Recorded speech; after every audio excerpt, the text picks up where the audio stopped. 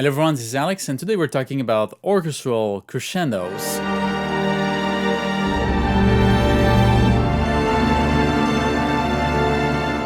But what is an orchestral crescendo, you will say? Well, it's the simple idea that when you're doing a crescendo with your orchestra, you're not necessarily going from soft to loud with the whole orchestra. You want to use the different sections of the orchestra, the woodwinds, the brass instrument, the percussions, the strings, to highlight this crescendo by having them come in one by one. And there's different ways to approach this. It's like when you watch a theater play, you honestly have all of the characters all on the stage at first and all of the actions happening at the beginning. You will keep some of these characters, some of these different events that should be happening throughout the play, and having them come at different moments and only use the most amounts of actors at the most important moments in the play. This is the same for the orchestra. You can press all of the buttons at the beginning, and I know a lot of beginners do that. And I know I did this when I was beginning as an orchestrator, as a composer. I would worry so much that my tuba would feel bored after like 2 bars of not playing. Well, no, the tuba will be very thankful for you if it's not playing all the way through the piece, because otherwise their mouth will be destroyed and then they will hate you. So you need to have them come in strategically at the right moment for the right effect. And this is what we're gonna look at today. You will do the same with the diminuendo. When you're going from loud to soft, you will take off instruments one by one. But the big question is that since all of the instruments in terms of volume and density are not equal in the orchestra, there are strategic ways to do these orchestral crescendos. And this is what I'm going to show you in this video today. We're going to talk about the different instruments, the weight of these different instruments, and how you can consider this concept to add a kind of 3D effect to your orchestra, and to really make the most out of it. Now, before we dive in, make sure you subscribe to the channel, make sure you give this video a thumbs up, leave a comment down below. I respond to every comment, and I'm very thorough. If you have questions, if you have insecurities, or if you hate my videos, please tell me, and we're gonna start a discussion. Also, please consider joining as a member. I offer some advantages to my members. I offer access to all of the scores that I present in my videos as a private download link for you. And if you want even more, then you can book a private lesson with me. All of the details to this in the description below. But now let's get into this exercise of orchestral crescendo. Okay, so for this orchestral crescendo exercise today, we're starting off with this reduction. It's a piano reduction. It's very much a choral writing, but really made for the piano. So we got some information about the notes. It's mostly 4 notes chords. There's maybe a 7 chord here and there. Actually here, I think. And yeah, it's a pretty straightforward thing. The bass line is interesting. The upper line is not so much moving.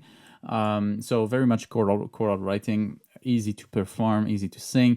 So let's listen to this piano reduction first.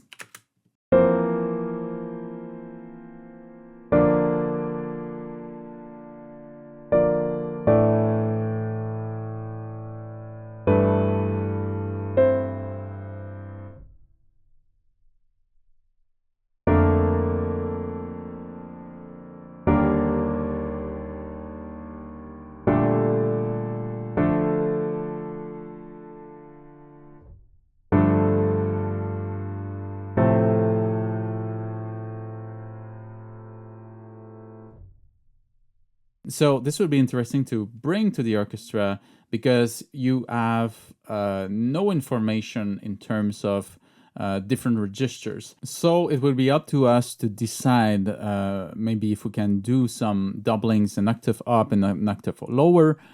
You'll see in my arrangement what I do with this.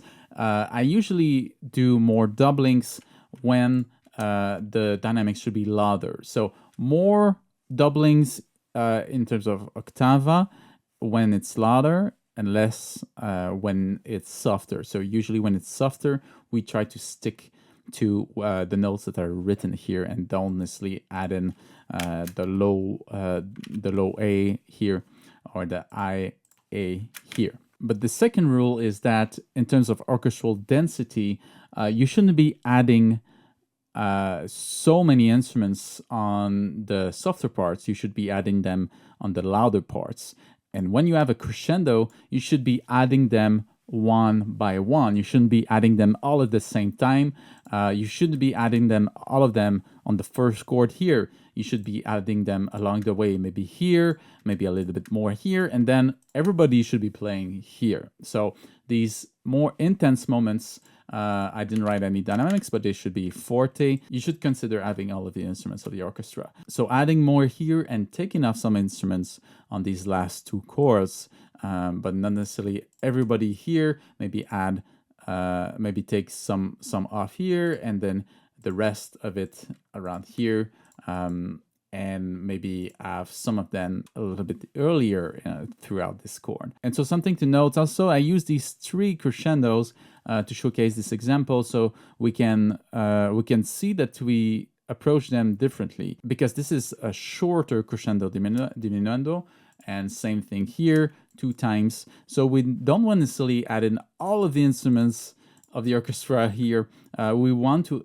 leave some of this for this one here, which will be a more important crescendo and diminuendo, more intense, just because it's the last phrase as well. So by already seeing this, I'm planning that I won't be using all of the instruments at the beginning, maybe only using the brass for this second part here, and maybe only the woodwinds and the strings for this part here. So talking about the different sections, let's go and see a little diagram that I presented here in a previous video. This is from a video about orchestral voicing that I did earlier. I put the link here if I can remember, so you can go and check it out afterwards. So this is only the idea that one hard brass, in terms of density, in terms of volume, at around the same register, in the middle register, comfortable register, equals one soft brass, equals 2 soft brass. So 2 French horns equals 1 trumpet or 1 trombone, and 4 woodwinds equals 1 trumpet and 1 trombones, but also 2 French horns, and then 1 or 2 sections of the strings equals also 1 hard brass in terms of volume and density. So that's a general guideline. It's not necessarily true if the trumpet is playing super loud and then the 4 flutes are playing super soft. They should be more or less the same register, the same comfortable register, or a register that they can be heard well. But yes, so I'm showing you this because it's going to be relevant to how we decide to do this orchestral crescendo. We don't want to put or add in all of the instruments at the same time. We want to be focusing on this idea that the strings are softer, the woodwinds are a little bit louder in the orchestra, or a little bit more noticeable in the orchestra, and then the soft brass, and then the hard brass. So this is kind of a pyramid scale, this idea, or a scale from soft to loud, from the left to the right here. So that means that I'm going to introduce my woodwinds first, and then my soft brass, and then hard brass. So just a little reminder of the volumes of the different sections. So this is how we're going to approach this. So the first step will be to set up my foundation of strings. So I usually do that in my examples, so it's no exception here. I know the strings will be playing the whole way through.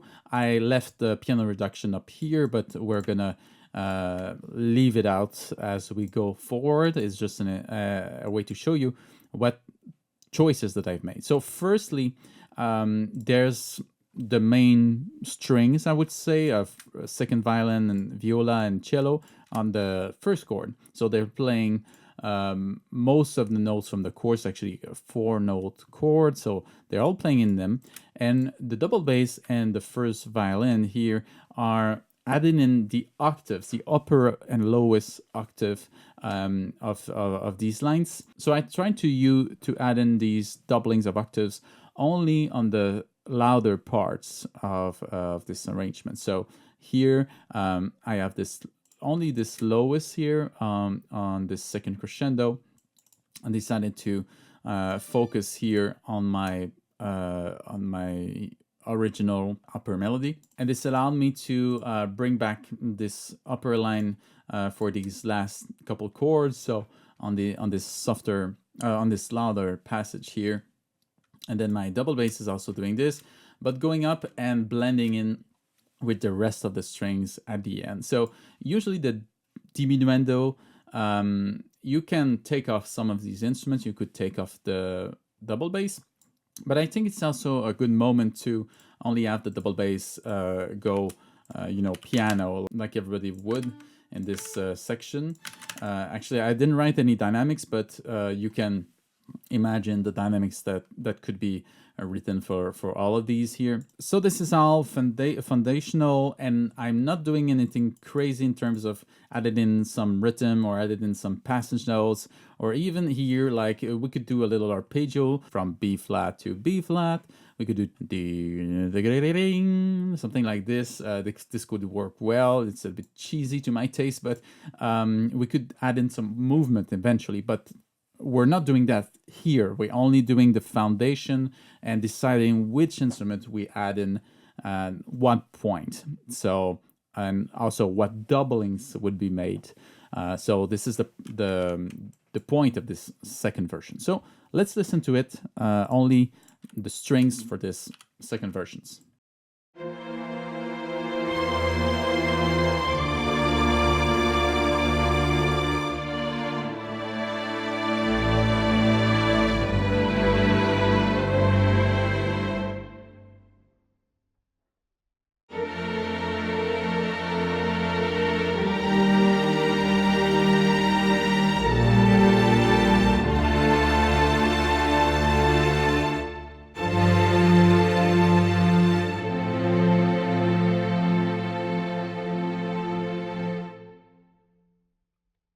So interesting, already highlighting these dynamics very well with the doublings. You can really hear it. So a great foundation for what comes next. So I usually then add in my woodwinds because they're the next on my list. On the Rimsky-Korsakov guideline. But now I decided to plan the final crescendo with the brass and the percs. So I wanted to plan the most important moment of this.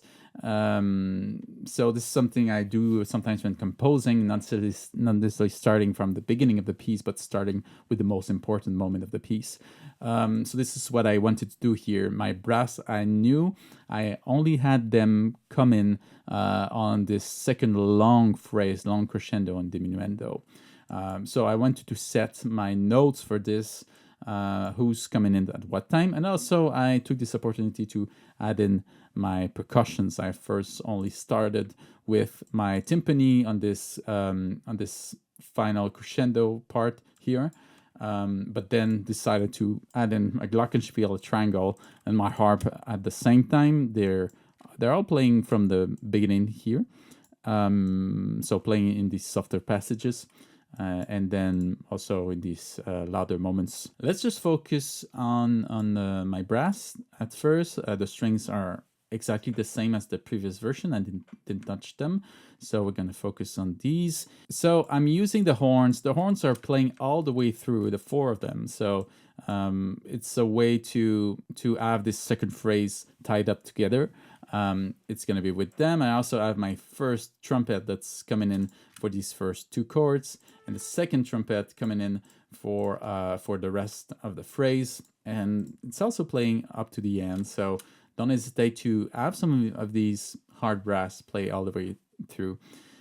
And then my trombones, my two trombones are entering at the beginning of this phrase as well. I thought that the left hand of the piano here is very dense. It's very a lot of tension into it. And I thought that by having my brass, like hard brass, with the trombones coming on the first beat like this, and even the bass trombone here, would make a strong annunciation that it's gonna be a big crescendo. And then the rest will be done by the woodwinds. So you'll see what I did with the woodwinds. Afterwards, I made quite a peculiar choice here. So you'll see about that in my next version. Adding in the tuba with the double bass is actually doing exactly the same as the double bass, going up with the double bass as well, and staying up to the final chord. The tuba goes very well softly with the horns, and I'm only taking off the trombones. Actually, what I did here is present them a little bit sooner and taking them off a little bit sooner than the rest. So trying to balance this a little bit. So let's just listen to the brass here. So from the second phrase.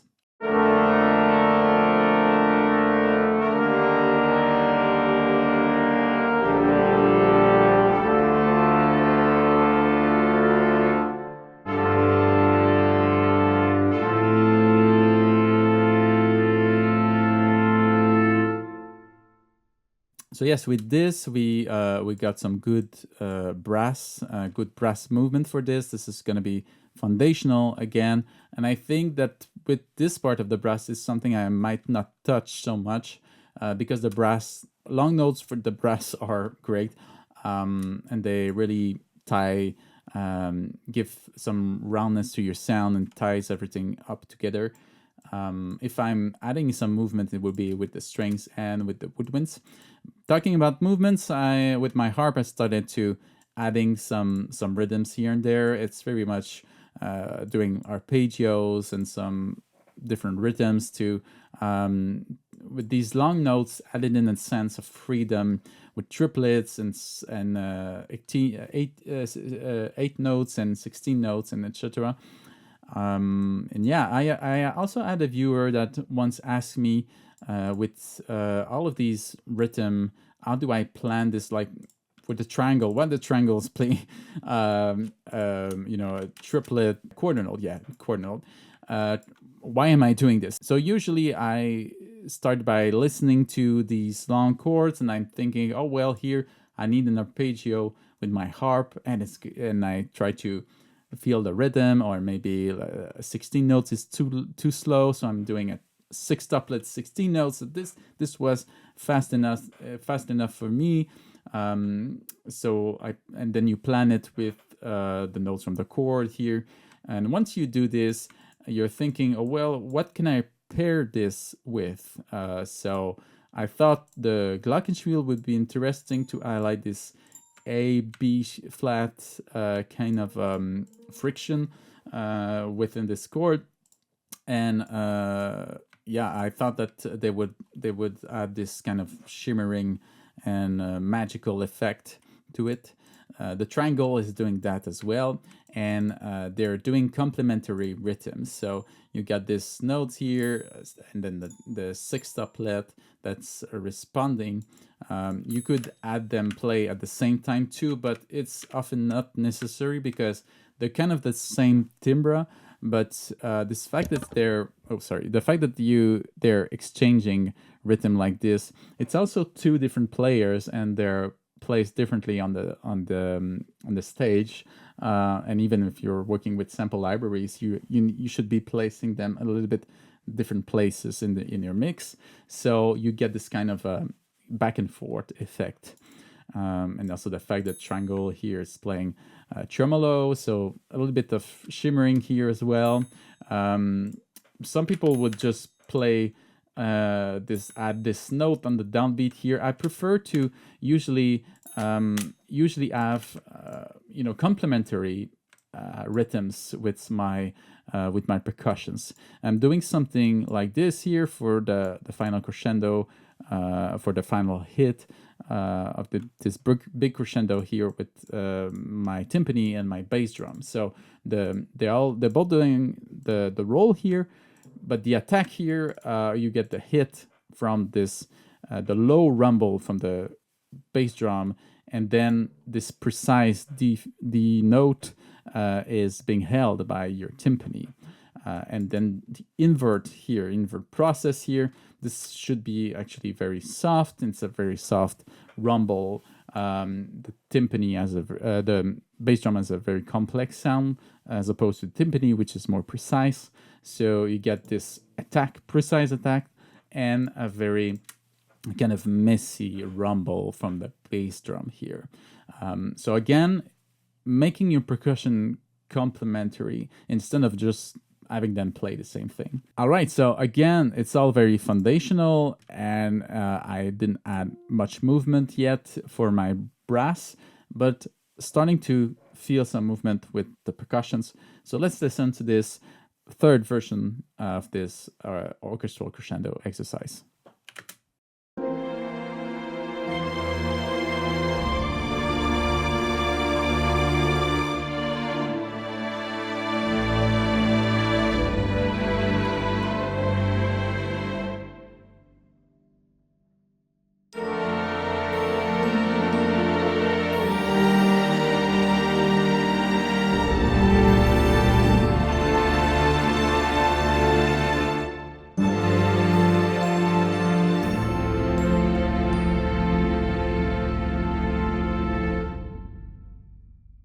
So starting to feel this orchestral crescendo effect very much, but there's still very much something missing, and it's the woodwinds. So the next part is about adding the woodwinds, again, in a foundational way. It's more like where are they going to come in, and at what more or less pitch they're going to come in. So are they adding some upper octaves like the violins are doing here? So answer is yes, they're going to add in some octavas. And instead of only adding this higher note, I decided to add the whole chords here.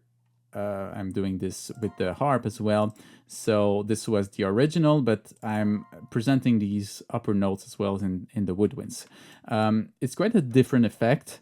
And I did a video about orchestral doublings recently that I addressed this particular idea of what should you do and what different effect that you can obtain depending on what doubling you're doing. If you're only doubling the higher line, or if you're doubling all three notes from the chords, all 3 or 4 notes from the chords. But here I decided to have my woodwinds do the full doublings of the 3 notes from the chords. It's actually, no, it's 3 notes. Yeah, it's the C, B flat, and F. For at least this part here. And then I'm doing something for the second phrasing. But yes, otherwise the contrabassoon is only playing, and actually also this note from the second bassoon is playing with the double bass, and the rest of them are entering with the first violin. So we start by hearing the middle part of the strings on the first beat, and then our woodwinds appear only here. And that's super important to consider because, you know, some version could be to have this with directly on the first beat. But to do this makes for a more crescendo effect, right? Because you introduce the woodwinds on the third beat. You know, you don't press all of the button on the first beat. You keep some energy and some color for this third beat for this crescendo effect. This is a clear example of an orchestral crescendo.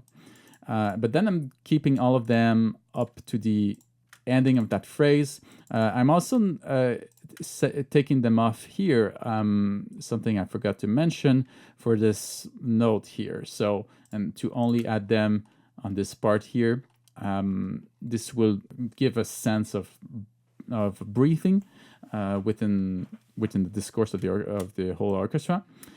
And I talked about this earlier, but I'm doing something very peculiar here. I'm only adding the woodwinds after the brass instruments. And you will say, well, you told us that the brass instruments are louder than the woodwinds, so woodwinds should be coming first. Is that what Rimsky-Korsakov told us?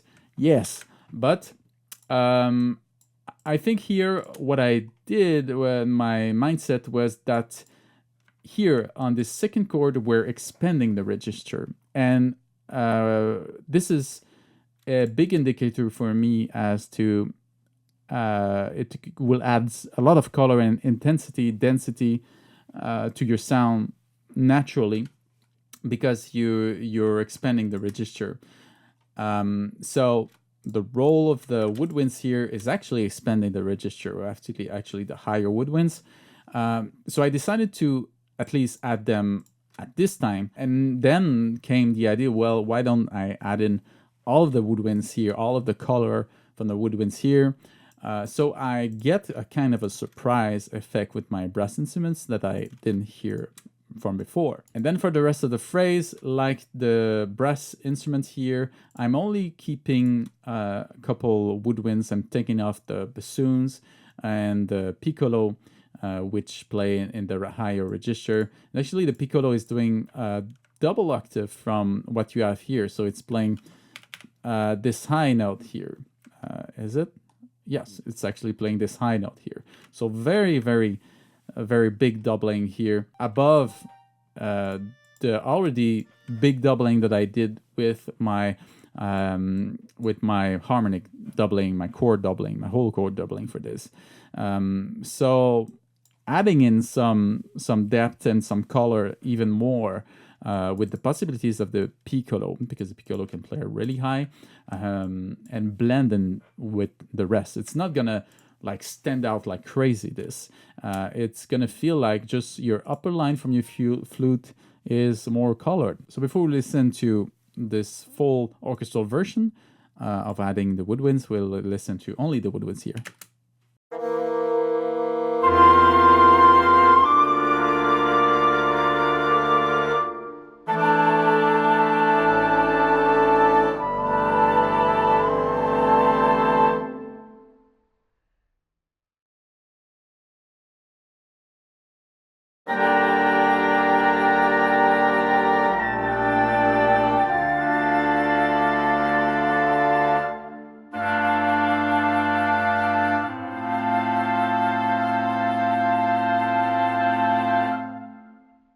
Now let's listen to this foundational version of this orchestral crescendo.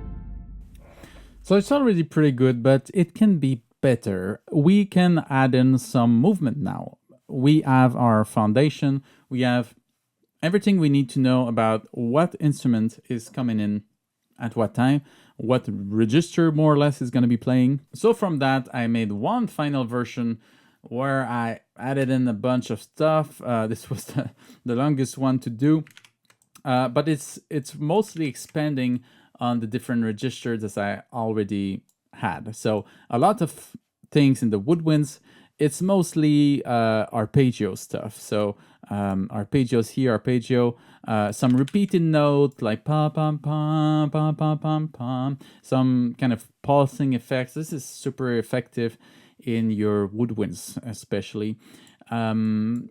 And also some passage notes that add in some movements within these chords.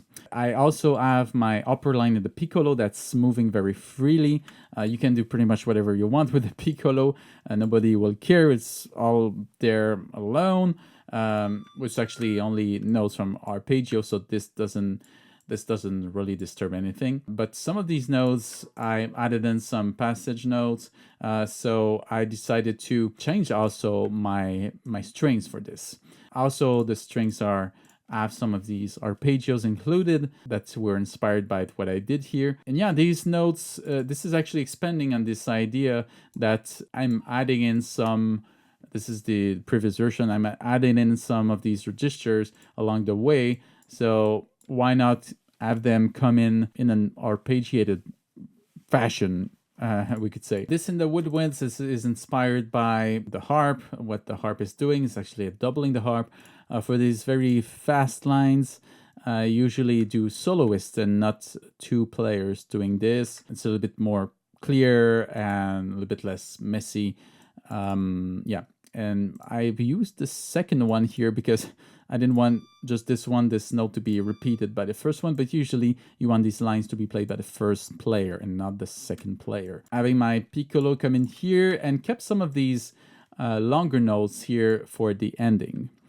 My brass instruments are not different at all. They're playing the same as my previous version. I decided to leave my long notes for my horns here. So first we're going to listen to the woodwinds here.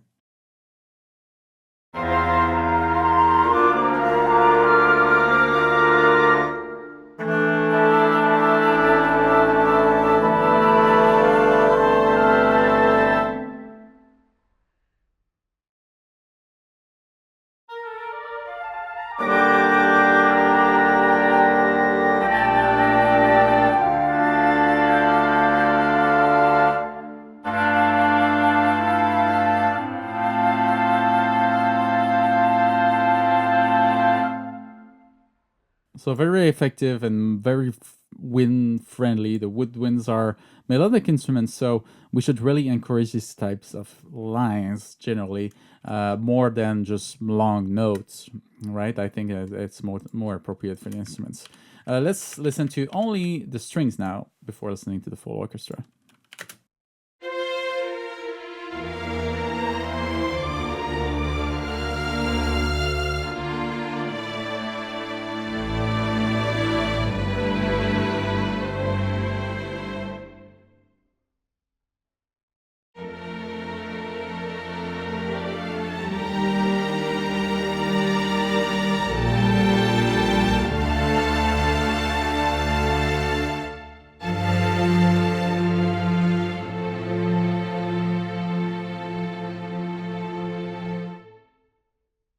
So also a more string-friendly writing here.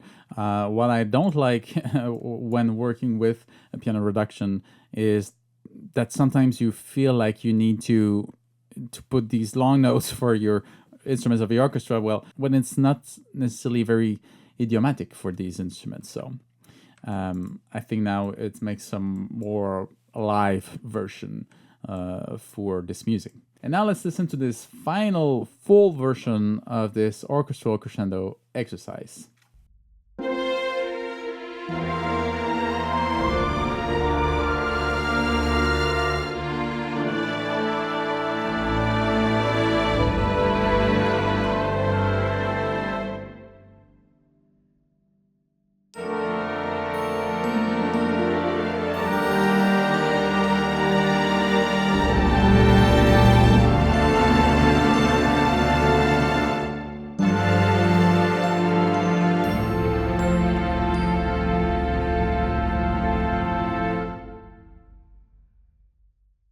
Now, this step-by-step process is a little bit longer than just going into the music and writing, but it's a very clear path to a very refined orchestration that is based on a strong foundation with this idea of orchestral crescendo in mind, something that you should always